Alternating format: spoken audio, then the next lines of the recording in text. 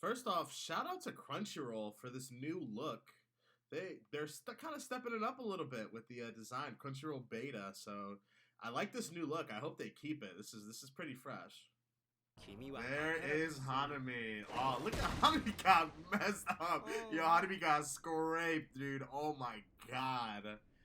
So this guy's a human? What? Immortality technique? What the heck? Ooh, Megumi! They're interested in him too! They are really out here planning shit. Like, this first conversation here, did we get a name for this person? Yeah, you're just a human. Don't act on your own. So this person is a human working with the curses. I don't really know, but I guess yeah, so there's something up with this relationship here that I'm not quite too sure how to feel about right now at the moment. Cursed wombs, death paintings 1 through 3. So not only did Mahito get the cursed fingers from Sukuna, but also these death paintings. I don't know what these are. 1 through 3. What is that? I have no idea what that is.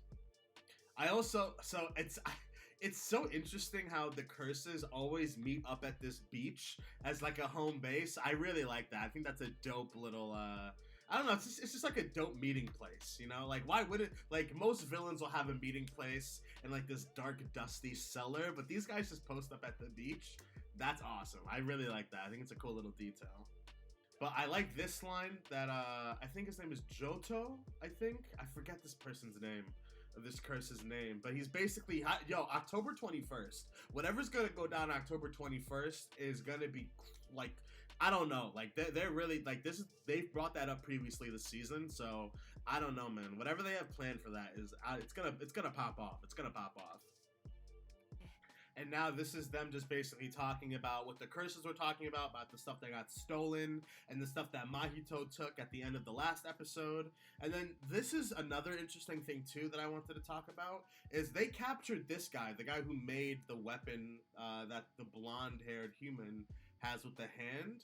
But he mentions this person right here, this person with the red and white hair with the bob cut. And that this person would be able to help that guy make a coat rack. So there's another, whoever this person is right here, they're involved. We haven't seen them yet for this first part. This is the first time we've seen them, this person. So I'm not sure what role this character is gonna play, but they definitely, there's not that many episodes left in this season. So they're definitely gonna be hopefully showing more of this. I just don't know when. But I'm curious about this. Yes, sir. That's my guy. That's my guy. I really like this scene with Nobara, Megumi, and Itadori. Just a nice scene where they're all able to just talk about what happened recently with the whole battle with Hanami and everything that happened with the battle with Kyoto. And just them, you know, just having nice moments together. It's always nice to see these three get along. This basically is our main trio, so we need more and more screen time to see how they deal with the situations that they've been going through and how they're trying to grow from them. And Megumi wasn't really able to do much in that final fight with Hanami, so he's definitely, you know, looking at Itadori trying to say, hey, I'm not too far off from behind you. Don't think you're the only strong one in our group here. So I like that. And it's always nice to have that rivalry between, you know, basically like not the two leading characters, but, you know, the two main best friends relationship. You know, it's a typical anime trope, and obviously Nobara being a part of this as well. Nobara isn't just some weak, you know, version of Sakura. You know, she is a very capable and very strong sorcerer, and I'm glad that she's also kind of, you know, she's saying, don't leave me out. I need to be a part of this. Todou spits bars every scene he's in, bro. I'm also really glad that, you know, they have Todou, again, to be the person, you know, say, hey, we need to continue, you know, fighting. We need to continue training and getting stronger, tasting defeat and savoring victory. That's the whole, you know, that is such a, you know, it's what leads us to grow. It's such a true point, and I'm so glad that Jujutsu Kaisen is kind of having Todou be the guy to say this to everyone. It fits his character a lot. Did his mother leave him? Mekamaru? Oh my god, that's not fair. This scene between Itadori and Noritoshi, I really like it. Just basically him asking Itadori, why do you want to be a sorcerer? And Yuji is just saying, I want people to look over me when I'm dead, when I'm old. I want people to care about me when I'm old, and I have to tell people because I'm lonely. I need friends. I need people to protect. So that's an honest motivation, and I'm really curious. This is the second time now that Jujutsu has kind of hinted at a backstory for another Kyoto Jujutsu sorcerer. So I'm very interested to see where they're gonna go with Noritoshi's backstory and how they're gonna expand upon his backstory with his mother and her saying, once you become a great sorcerer, come find me, and then him just striking out is always so good. Seeing Mechamaru show up was such a good twist. I love that, man.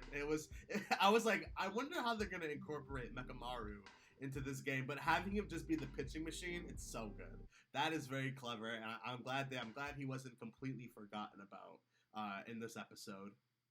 They got someone on first and someone on third. Yeah, okay. Yo, of course our girl hits a home run, bro. Of course. Oh, that's cheating. Oh my god, that's so fucked. Our girl Maki, it makes sense. Like, our girl Maki was able to just completely just hit that ball out of, out of just, she hit that into the stratosphere, bruh. But of course, having this freaking girl catch it, man, I was like, dang, they're really allowing her to use the broom, but then it said that they're only one person can use the cursed ability per team. I was like, all right, that's fine. But man, that was a hype moment. But Jujutsu Kaisen's really good with the comedy.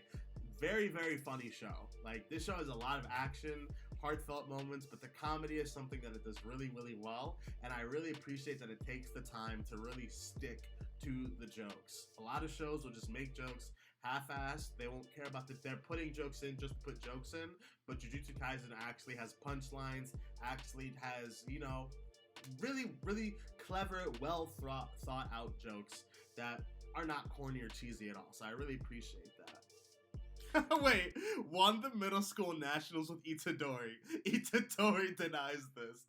Oh my god. It's the details, bro. It's the details that make this awesome. Like, oh shit. Oh my god, intentional. Let's go. Let's go. What is this show? I wish I had done that. I wish they'd done this. Yes, sir. Yeah. Did that man hit a home run? 2-0. And then of course, this scene of Todou just getting absolutely wrecked in the face with the baseball. Oh man, so fire. This is what I'm talking about. The comedy in Jujutsu Kaisen is always so on point. And they're all just yelling nice pitch. And Itadori's like, yeah, everyone hates you actually. It's awesome. It's awesome. Great stuff. Really glad we were able to have this episode, because this is where we start to care about characters. In like episodes like this is where the show really has to say, all right, we're going to take the time, wind down a little bit. Let's give us some more character moments, interactions. Let's put them in the new scenario. They were just fighting for their life like 2 episodes ago, but now let's have a nice game of baseball. It's nice to see them grow through different means. This whole baseball game was meant to help all these characters grow, and I think it's doing a really good job of that. And I think seeing this game was just a great way for us to get more in depth on each of the characters from Kyoto, Noritoshi and Todou especially. But yeah, I really like this episode. Then there's this conversation between the principal and the puppet curse user. And they're basically just talking about Itadori, saying Itadori is a guy that should not even be alive. He's only alive because Gojo wants him to be, and we can't really say anything to Gojo. But I don't remember the puppet curse user's name, but he has a really great point of just saying we can't tell if this choice will be the right one. We just need to watch over him and see what happens. So I like that mentality from him.